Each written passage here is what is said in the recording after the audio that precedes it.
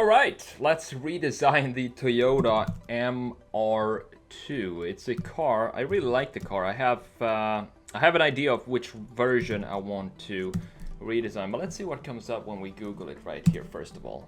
All right, so this is the version right here that's my personal favorite. It's the W20, it's called, and it's the second generation. I'm sure you know that already. They had the first one. I think it came out in 83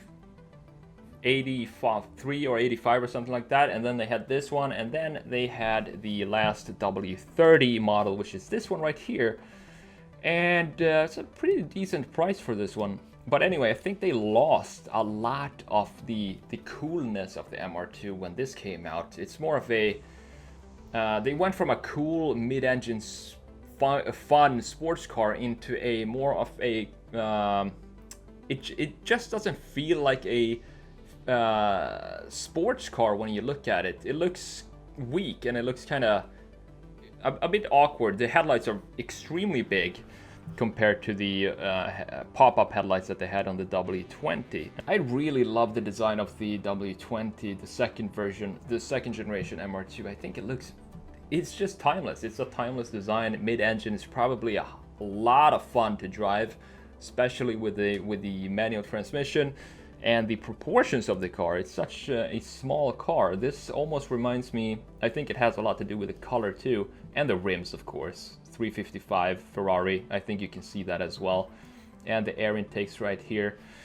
So what we're gonna do in this video, we're gonna take this, the W20 version right here, and we're going to redesign it. I'm gonna do it from scratch because I think, not sure, I think you enjoy it more when I do the redesigns from scratch in Photoshop instead of painting over things. Sometimes when you have a new car though, for example a BMW 4 Series concept, I might do a redesign of that, I'm not sure yet, but that's you kind of have to have a background image to work on top of because it's such a specific design and it's a particular model that needs to be redesigned. But in this case, we're doing everything from scratch. We're kind of bringing the MR2 back into a modern version. So we're gonna start with a blank canvas and have some fun and see how this is going to turn out.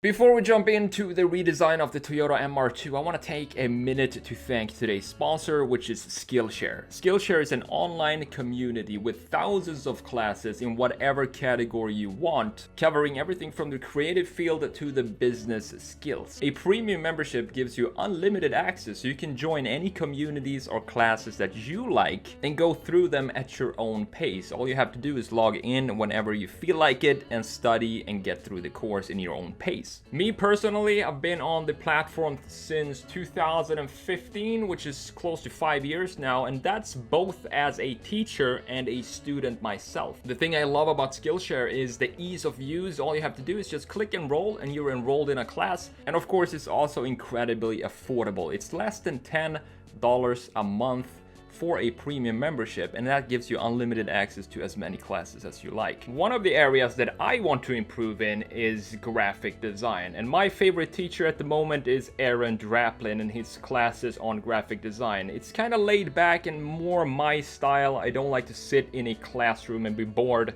I want to be hands-on and straight to the point, so these classes fit me perfectly. Whether you want to boost your creativity or business skills, Skillshare is the perfect place to go because you have teachers who are actually passionate about what they teach. And since Skillshare is sponsoring this video, they want to give you 2 months of free premium membership as a trial when you use the link below in the description for this video. So go check that out and get your free membership right now. And with that said, let's jump into the redesign of the Toyota MR2. Alright, so here we go guys, we're starting on a blank canvas this time, and it's every time I do this with a blank canvas, it's also a challenge for me because it wasn't that long ago when I started sketching like this digitally. I've been sketching like this with pen and paper for a long time, but in Photoshop I'm actually kind of new to this type of sketching, so it's challenging for me as well.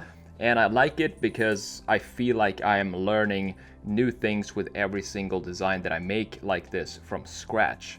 So when it comes to the design of the MR2, the thing is, Toyota, they have a kind of a loose design language. And what I mean by that is they don't have a very strong identity when it comes to design. They can have different designs for different models. For example, a sports car can look quite different than a SUV or a minivan, even though both are Toyotas.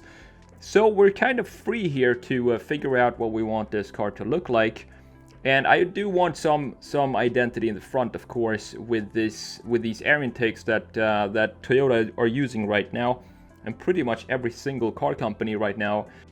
The grills just keeps getting bigger and bigger, and it's interesting to think about because we're moving into an era of electric cars, which doesn't need a lot of ventilation from air.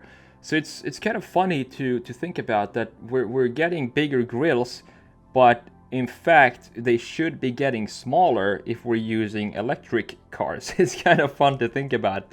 But I mean, it looks cool, and I think brands use it more for brand identity than for function, because if you look at some of these grills today, they're just so huge, and I don't think all of it has to do with functionality. But anyway, I wanted to keep that kind of design that Toyota is using for their grills. So I want to implement that in this design and keep that fluid Asian style that pretty much every single Asian manufacturer has. Nissan has it, Honda not so much. Honda is kind of the only exception for this design language. They're more straight. They feel like a mix between Asian design and German design. They're more straight edges and corners. But if you look at everybody else from Asia, you have Hyundai, you have Toyota, of course, Mazda, especially Mazda is very fluid in its design. So that's something that I wanted to keep in this redesign as well moving forward. And one of the best ways to start out a design like this in Photoshop when you're starting from scratch, I've tried a bunch of different methods, and I think this is the one that works best for me. It's to start with a line sketch of what it is you're sketching, and you use those lines to get the proportions right, to get the perspective right, and get an idea of what it is you want to sketch. And once you have that, you put that layer at the top, and then you create layers underneath that layer. That means that the line sketch is always going to be on top. And as you go along in the sketch, you continue to add layers underneath it with airbrush and redefine the design. And once you're done with that, the magic happens when you're done with all of the layers underneath the line sketch. When you turn off the line sketch, when you're finally done, like I'm doing here right now, I'm switching back and forth. I'm not really done with the sketch.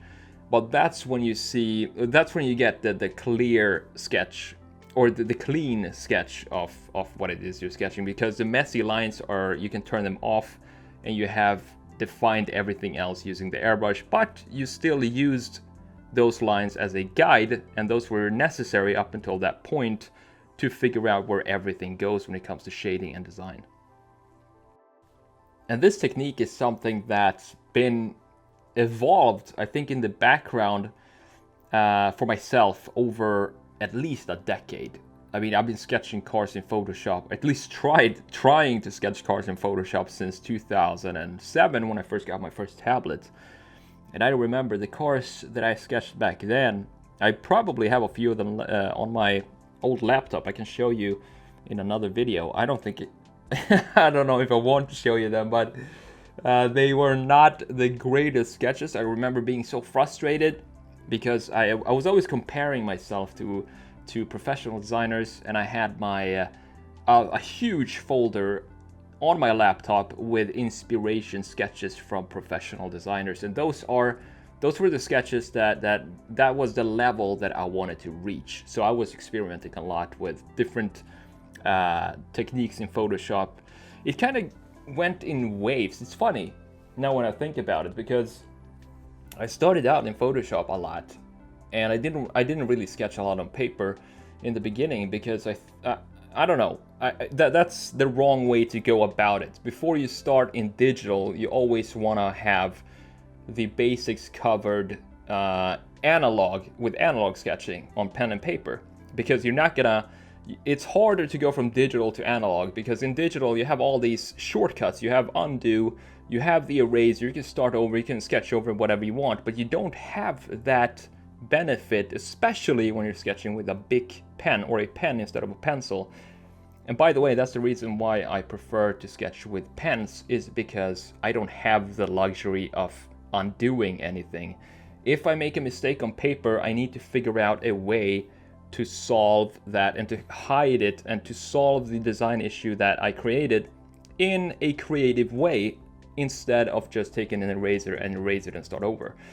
My recommendation is to always start analog with pen and paper before you jump into Photoshop, because that transition is going to be so much more natural and easy for you.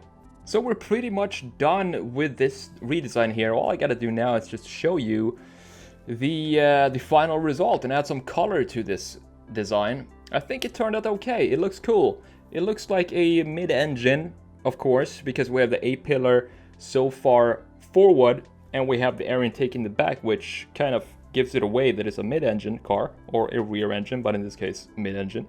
And I think this could be a Toyota. Maybe some minor tweaks to the front design and we have a Toyota design for this car.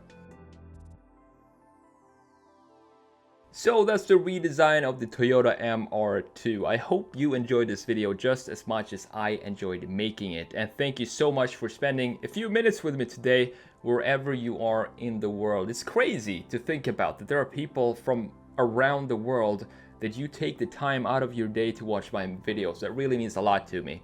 Also, thank you to Skillshare for sponsoring this video. Go get your free membership right now using the link in the description. I'm the Sketch Monkey, and I will see you in the next video. Take it easy.